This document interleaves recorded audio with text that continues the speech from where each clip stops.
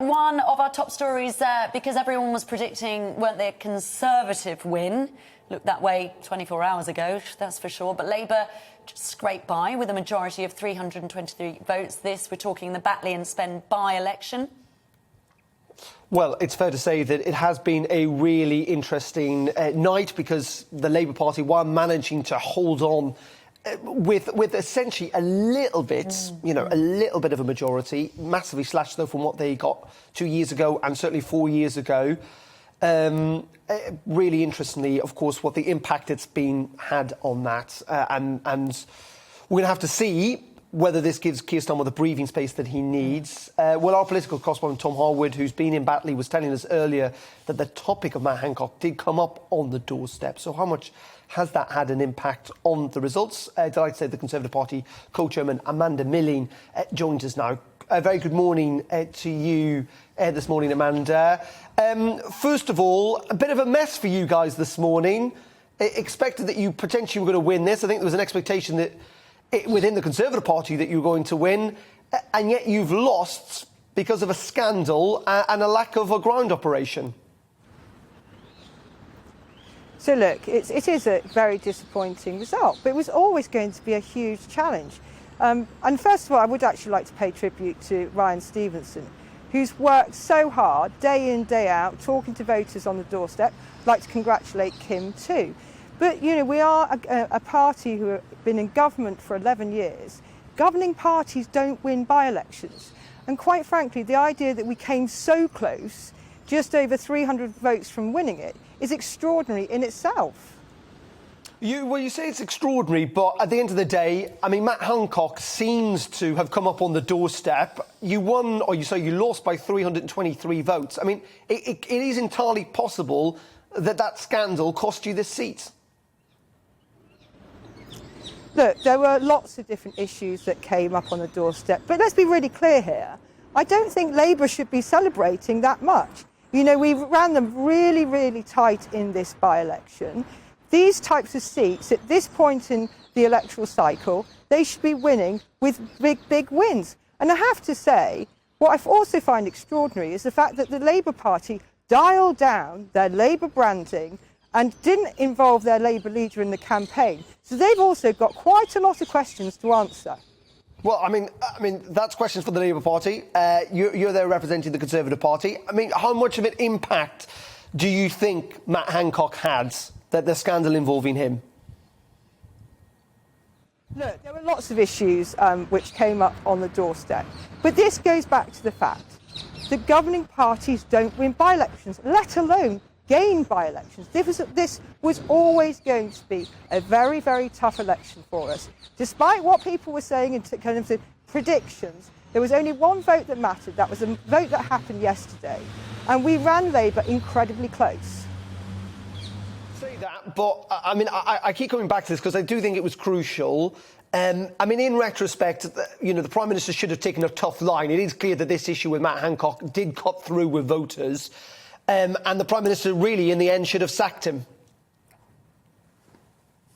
Look, there were a number of issues that came up on the doorstep, and the issue around that did come up on the doorstep. But at the end of the day, within 24 hours of the story breaking, Matt had resigned, and we had a new Health Secretary, Sajid Javid, who's really got on top of the brief straight away, and it's got such an important brief at this point in time, and is focused on getting those vaccines rolled out so that we can get our country back up and running. Let's talk about vaccines, because you just brought it up there. I can understand this. If you're double vaccinated and you live in the United States, you don't need to wear masks. If you're double vaccinated and you live in the European Union, you can travel freely. And yet we've got apparently the greatest vaccine effort in the entire world, and it makes no difference at all. Look, we're doing a fantastic job in terms of getting the vaccines rolled out. We can now, anybody over 18 can have their vaccine. Yeah, but Amanda, sorry to interrupt. But it doesn't. Sorry. It doesn't matter that it's going very well if it has no real life consequences. Yeah, it's protecting people, but surely, if you've been double vaccinated, you should be entitled to some of your freedoms back. I don't know why we're not in that place given the fact that over 65% of our country has been double vaxxed? Look, what we were doing is getting as many people vaccinated so that before the 19th of July, so that we can kind of look at getting the country back up and running. But this comes back to this whole point about kind of easing restrictions, is making sure that it was cautious and irreversible. Because what we want to ensure is that as we ease restrictions, we ensure that we keep on top of the coronavirus. Yeah, but I mean, I get that. I get we need to get people vaccinated, but the people who have already been double vaccinated are already, in theory, pretty safe. As I say, the United States, you do not have to wear a mask. In Europe, you can travel freely. You, as a government, keep pushing this idea about how the vaccine programme is getting us back to normal, and yet it's not having real-life consequences. If the vaccines work, surely you should be allowed to have more freedoms. Makes entire perfect sense. But fundamentally, this is about kind of this cautious and irreversible, process of reducing the restrictions, so that as and when we've got as many people vaccinated, we can then ease the restrictions.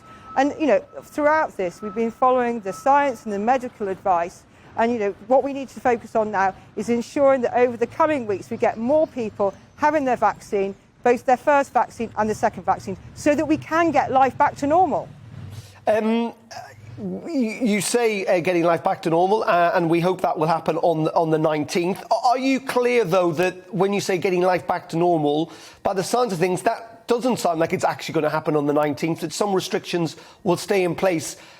Can you rule that out today, that there will be no restrictions beyond the 19th of July? Look, the Prime Minister and the Health Secretary will, over the kind of coming weeks, set out what life will be like after the 19th of July. Our main focus right now must be about ensuring that we get as many people vaccinated as possible. OK, Amanda Milling, thank you very much in joining us, the Conservative Chairman from Westminster. Thank you for your time.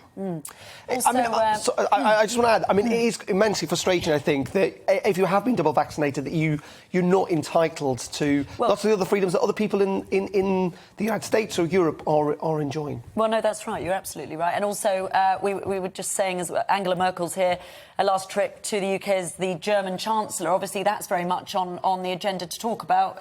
Are we able to go, to places like Germany? Because at the moment we're not welcome, are we? So it's a wider subject.